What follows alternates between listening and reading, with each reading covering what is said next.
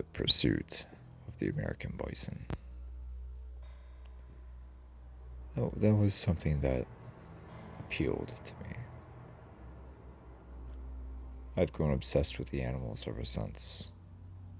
I saw dances with wolves, rather, when I was a kid. The animals just stoked my imagination. The size, the power, the strength, the speed, the majesty. Breathtaking. The horns. The animals were just amazing.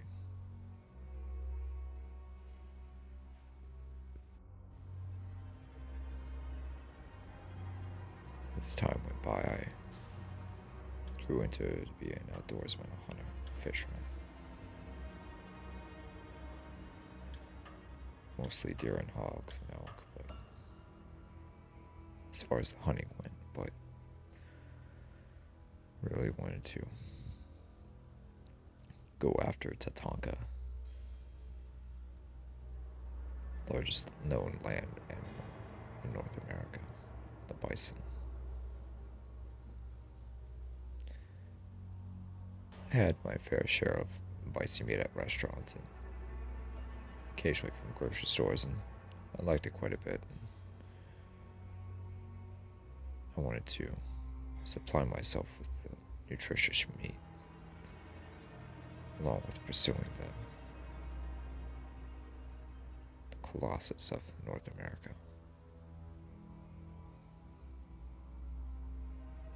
I flew out to Montana, got with a guide who guided over a large national forest area, just immense. Valleys, prairies, mountains, forests, just spread as wide as the eye can see. Tens of thousands of acres. It was a limited quota hunt. I was lucky enough to draw a tag for it and took the opportunity. Load up all my gear and headed out.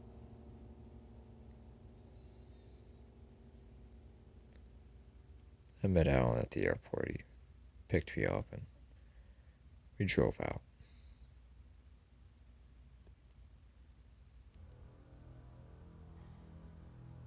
From Billings all the way to just to his cabin outside of the area. I unloaded my stuff and we headed in.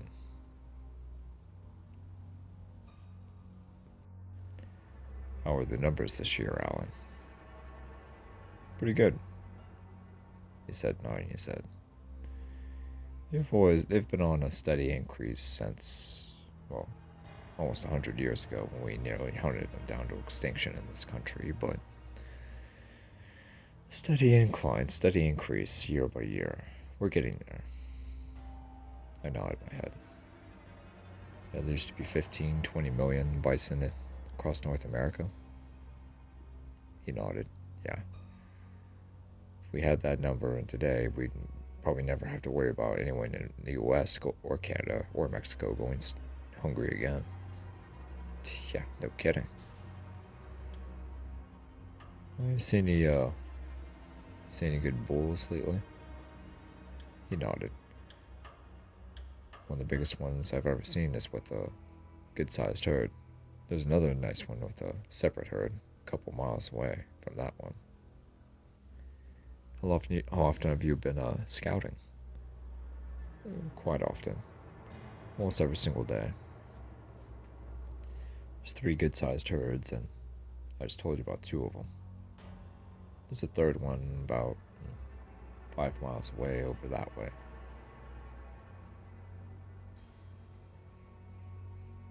How about the other animals? How are they doing? Elk are pretty good. Despite all the wolves, I mean, that's a given. Deer are good, mule deer are good. Rocky Mountain sheep, bighorn sheep, they're doing pretty good. Black bears are doing pretty good, and the grizzly bears are really starting to make a comeback out here as well, especially for the last 30 years. Nice. Shiro's moose? Every so often, not too often though.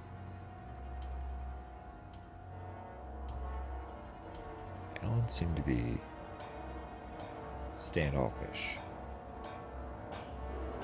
Not necessarily toward me, but I felt like there was something he was hiding, something he was worried about that he wasn't mentioning or bringing to light.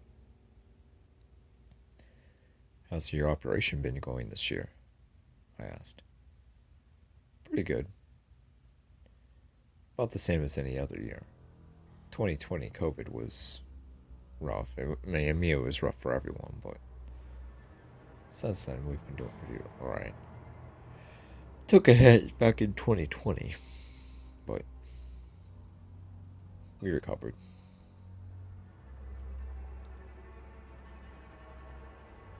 I looked at him.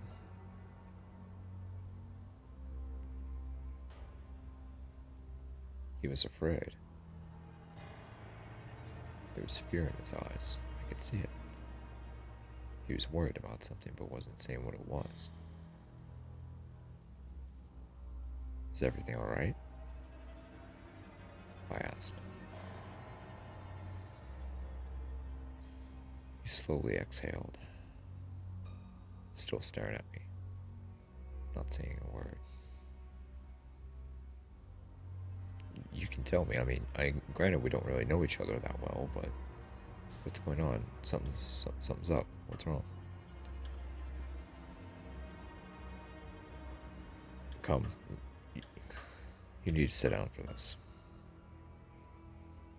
Go inside the cabin. Sit down at one of the tables. The dining room. As of late, we've been having a little issue with something. What issue? I asked. There has been something big tearing up some of our larger game animals. What do you mean big? How big? I mean, a grizzly bear is pretty big, but what do you mean big? No, this is something else. Something enormous. Just tearing through our elk and our bison and our moose. It's just terrible. Are there numbers declining that badly because of it? Not yet, no, but he remained quiet. I waited a few moments and finally the silence was becoming uncomfortable, so I broke the silence. There haven't been any disappearances in the area, have there? Not that I know of, no. Okay, I said, relieved. The problem is the reason why the game animals haven't been experiencing really bad population loss because of it is because of well, it seems that whatever it is doing this has ran out all the other predators. The grizzly bears, the brown bears, the wolves, the mountain lions, the coyotes, all of them. They just flee the area when there's one of these killings that we find. What kind of killings? I mean, full-grown elk and bison bulls just tore up, eaten, consumed, and you can tell that the body's fresh too because there's scavengers, buzzards and vultures afterwards. Birds of prey. Still struggling off of fresh meat, fresh blood, off the skeletons. But the skeletons are so busted up and mangled. And broken bone, broken ribs, broken vertebrae, broken neck bones, shattered skulls. I've never seen anything like it before, or heard of anything like it before. What do you think it is? I asked. I don't know, he said, sighing. I've never... Have you found any tracks? I asked. That's the odd thing, he said. When we find the carcasses, they're never in an area that leaves, or a soil type, or a ground that's soft enough that leaves tracks. It's always more hardened, thicker ground that we find them in. Really? Yes, it's almost like the thing is conscious of where it's going and what it leaves behind, and I don't know, Vince, it's just too much. We don't have any saliva samples, we don't have any hair samples, we don't have any tracks, we don't have any, nothing. We don't know what this thing is.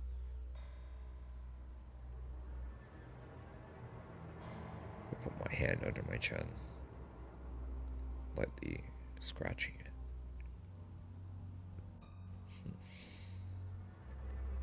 Well, I'm sure the game wardens and the police know about this, right? Alan nodded. Oh yes, they know damn well about this. Very well about this whole situation. They've been scanning the area with helicopters and teams on foot, but no clues. Not a trace. It's just keeps happening, keeps on going, and we have no idea what it was, where it goes, and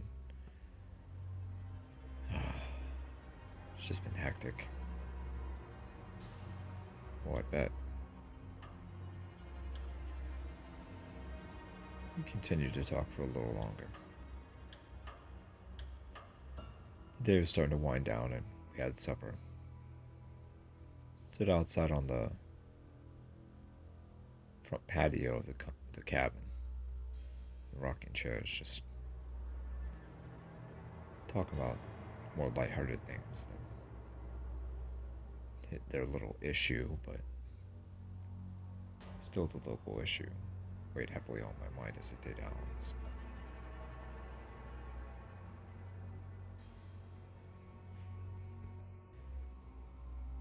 He had a pretty sufficient bear gun, 375 H&H, but for this particular hunt, he's bringing an elephant gun for defense. Sadly, one of the bison cows had been victimized by whatever it was, the predator, whatever it was that was picking off game, and this time it's very close to his hunting operation area. I don't think we'll have to worry about anything else, because within several miles of killing, just every other predator disappears. So wherever this thing is, it's probably close. Turn in for the night. Wake up.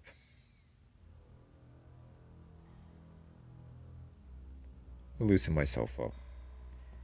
Get my target outside and begin shooting and sighting at my bow. Alan watches on. remarks on my accuracy as an archer and was impressed. How long have you been hunting for? He asked. About 10 years, I answered.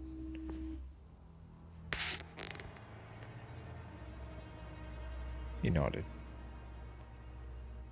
You're a good shot.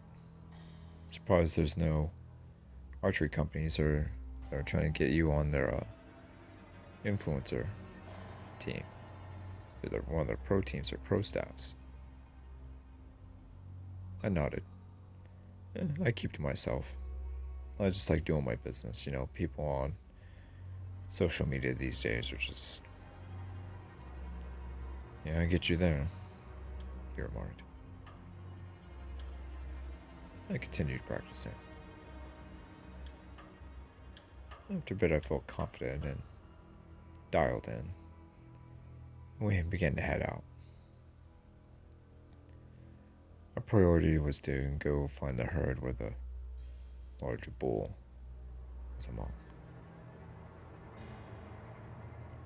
It took us a while to hike in, and we went to a ridge line. It's one of the highest ridge lines in the area, and felt like it was a good spot to glass, so we went ahead and glassed.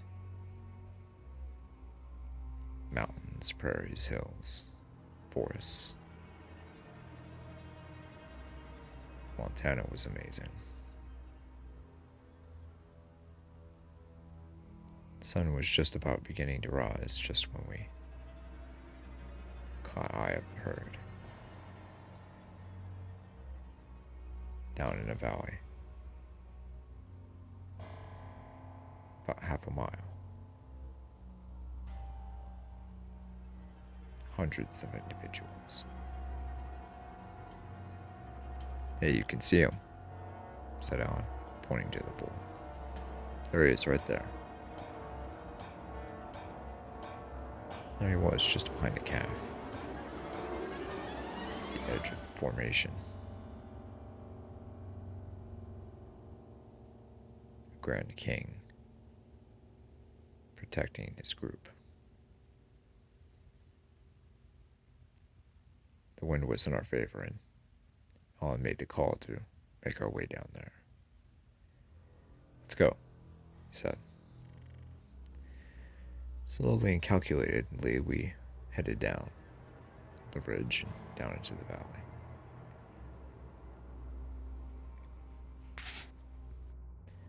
Snow crunching beneath our boots and small flurry starting to fall.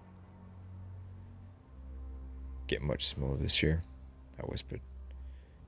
About average. No more, no less than we usually get. It sounds like this is a fairly average year for you, with the exception of the, He nodded. Yes, this would be perfectly normal if it wasn't for our little problem, but, what can you do? We continued onward until we were at a tree line a few hundred yards away from the herd.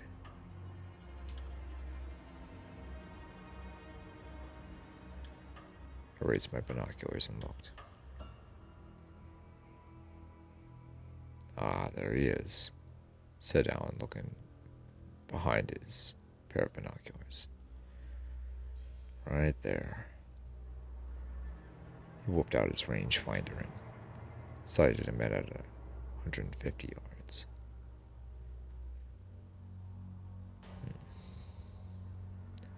I plotted a course to him. Plotted my stock. Alright, now's your opportunity. Get going. Alan whispered. I got down on all fours and began to crawl from the tree line behind a boulder, about 20 yards away. Made it. I looked and checked to see if the wind was still in my favor, and it was. Then I made my way to an even thinner group of trees just beyond the herd. About 60 yards. And thankfully, I wasn't busted. Picked the just the right type of camo for this trip and moved very cautiously and calculatedly.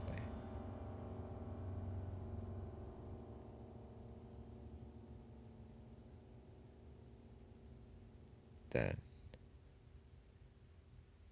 there's one final dip, one final rise before the small dip where the herd was. Slowly I crawled.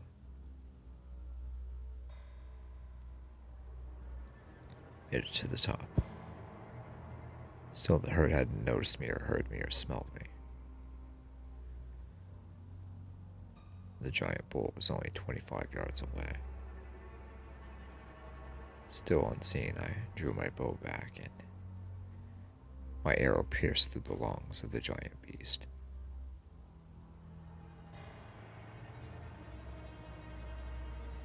The bull exploded, running off deeper into the valley, as did the rest of the herd. Not as fast as he was, but they were moving steadily. I looked through my binoculars and the bull is down on the ground, struggling, just trying to stay alive, but it was too little too late. The old man of the plains was gone. Tatanka was no more. I bowed my head and pumped my fist in appreciation of the experience and the hunt and everything that I was experiencing around me. The forest, the mountains, the trees, the hills, the rocks. All of it. Montana was just amazing.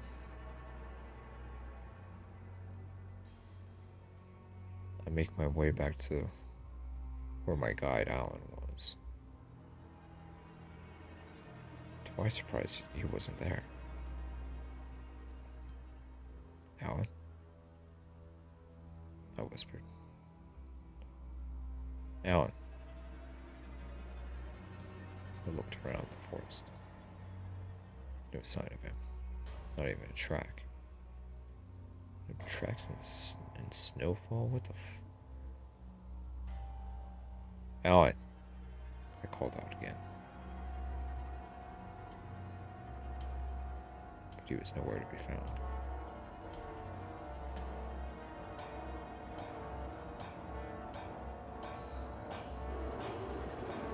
Alan!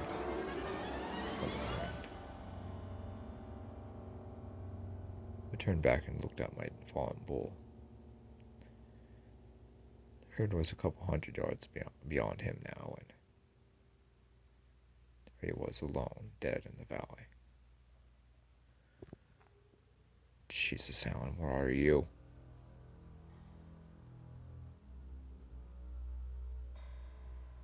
Alan! I called out.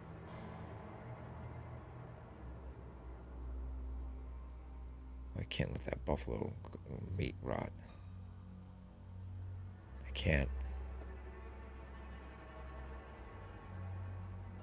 Oh, God. I can't.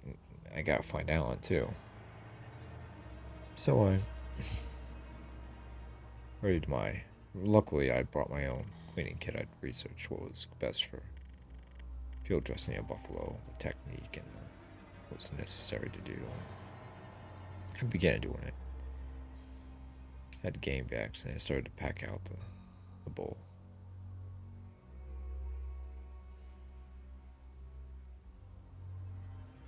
A couple legs and parts of the main body. God, was he heavy. Started to make my way back to the cabin, calling out for Alan, but there was no response.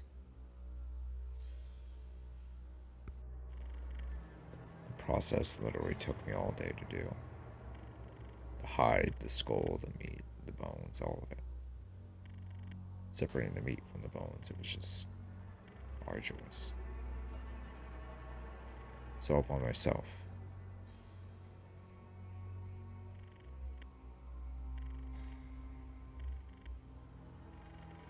It was starting to get later in the day. Midday turned to afternoon, and afternoon was beginning to turn to evening.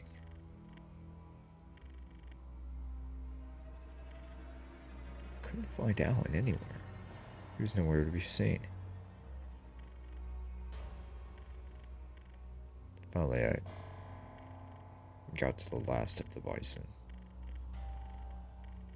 Last that was usable anyway, and packed it up. All by myself. It took me all day, but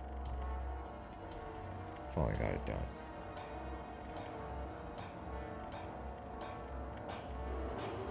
Where's the sun was starting to set out. Hear a howl.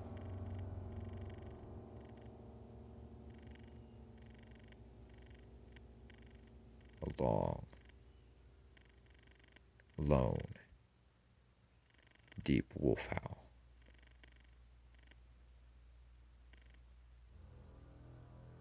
I pause. I almost thought it was a Sasquatch call. It was so long and so deep. But it wasn't. It wasn't a Sasquatch or a Bigfoot call. It was a wolf howl.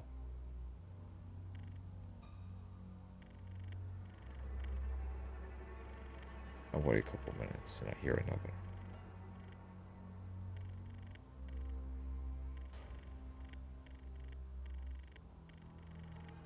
I realize I don't have my bow and a knife with me. I don't have a gun or a rifle. I look over the bison herd. They're on edge. Not a single one of them was moving. All their ears were perked up and they were on edge.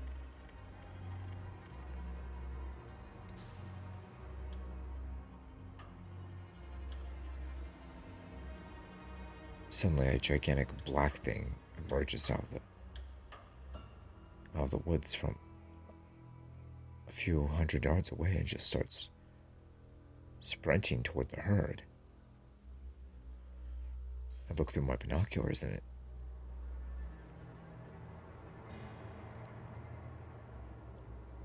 God. It's a wolf. A gigantic wolf.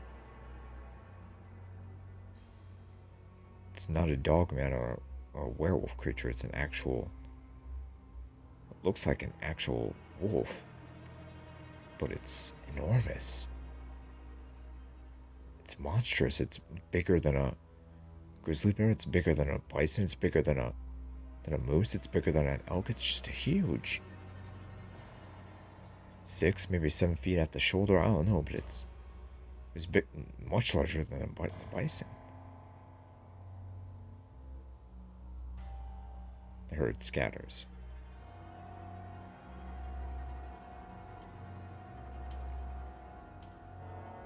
The wolf runs down one of the older bulls and grabs it by the neck. Flings it around like a rag doll and just tears into the spine, ripping the old bull apart, limb for limb, shredding the thick hide and the meat and blood splattering over everywhere.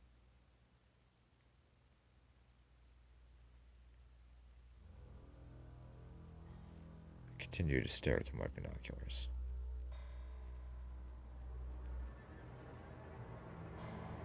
Yeah, that thing's 7 feet at the shoulder. God, it's 15, 16 feet long, maybe longer than that. Maybe 17 feet long, I don't know, but it's huge. That head was just possibly large. The animal was jet black. Enormous. Huge. I looked on as the beast fed, satiating itself and getting its fill.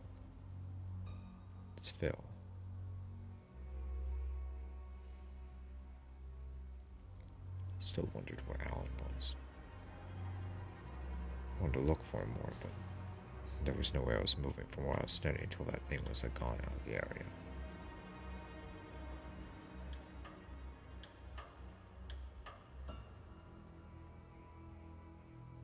The animal suddenly turned its head and gazed right at me. How? I thought to myself. I didn't even move. I didn't make a sound. I'm behind a tree. I'm looking through binoculars and it's staring right at me from a couple hundred yards away. How's it see me? We're making eye contact literally through the binoculars. How can it see me? How does it know I'm here? How?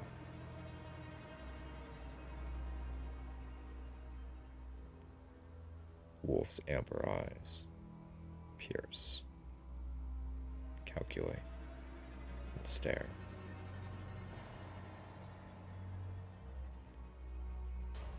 See the giant tongue flicker out of the mouth, cleaning the edges of the mouth and the teeth as it continues to stare directly at me.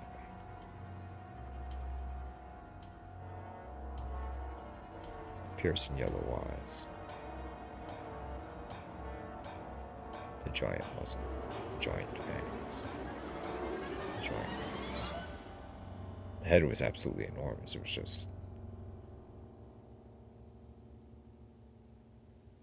the snout was almost comparable to a crocodile. It was almost, in terms of width and length and size, it was just enormous.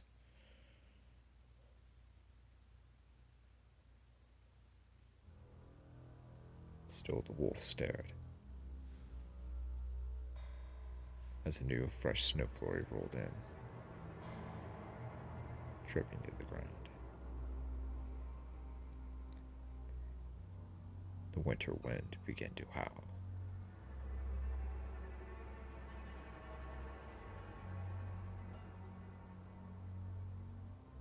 The beast had pinpointed me. Began to turn away from the bison. He was doing a moderate walk. Not too slow, not too fast, just balanced, middle walk. It was coming straight for me.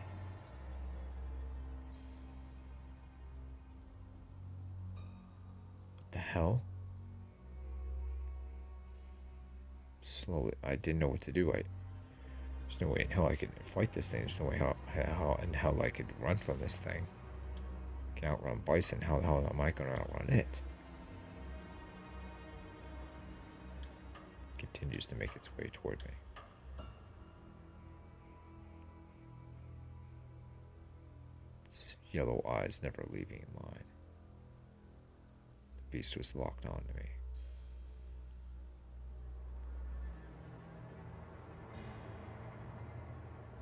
Slowly I began to move backwards, into the woods, into the forest.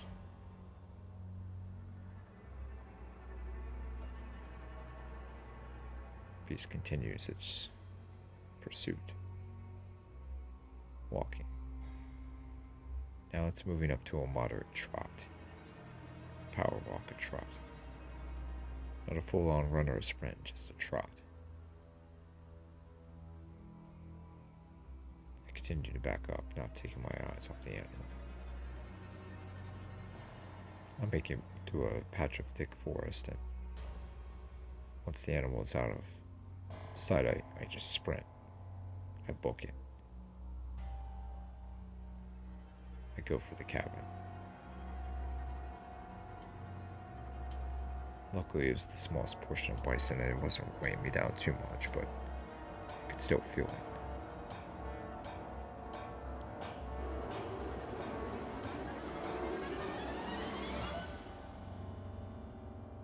ravine, down a ravine. I continued to book it as fast as I could. Look back and there's nothing there.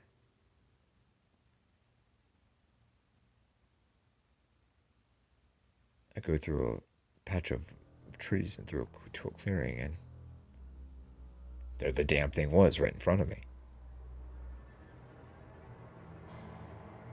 A giant wolf. Staring. The animal stared, tilting its head, calculating, deliberating to itself what it was going to do to me. The long tongue flickered out of the mouth once again and cleaned the edges of the mouth and the teeth. The beast pinned its ears back and began to snarl, lowly and quietly.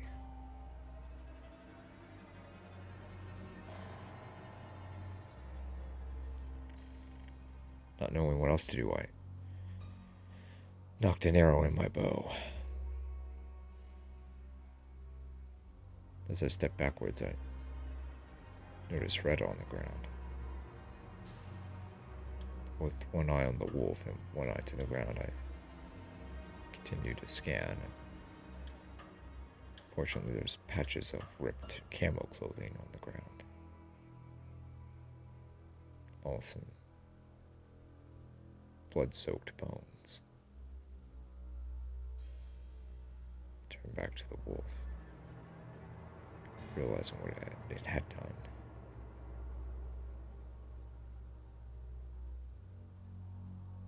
It grinned deviously.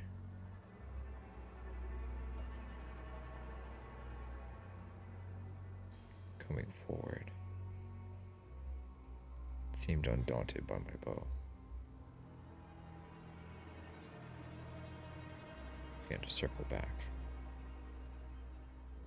backpedaling and turning, trying to make my way around the wolf to get past it, but it flanked me, cut off my escape route. The beast was having none of it.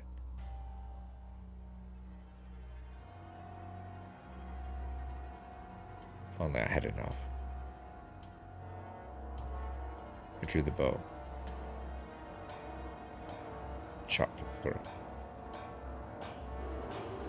The arrow pierced, but there was no pass-through. The giant beast was unfazed, didn't even move at the impact.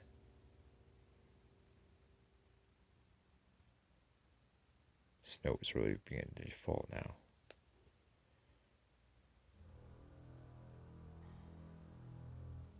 The beast was moving forward quickly, pinning me to a thick section of forest that couldn't really be traveled by foot unless you were crawling. Deep rumbles and growls emerged from the beast.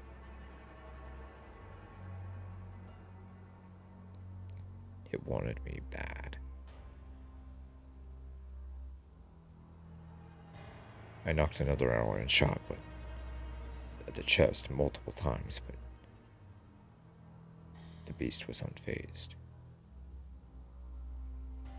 Then I was out of arrows. There was no blood, there was nothing. Finally, I drew my Bowie knife.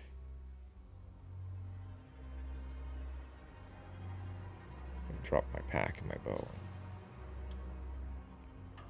I nodded. Alright, son of a bitch, let's do it.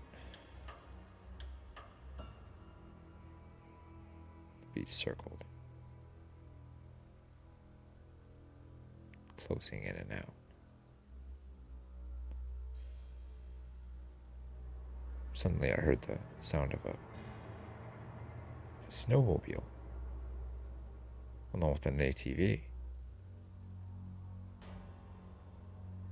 The wolf snarled.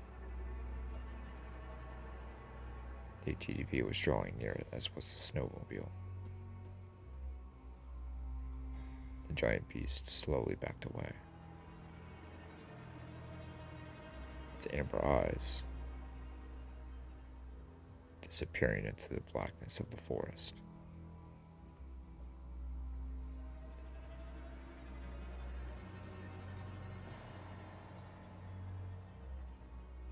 It's a game warden. A couple of them. I was saved.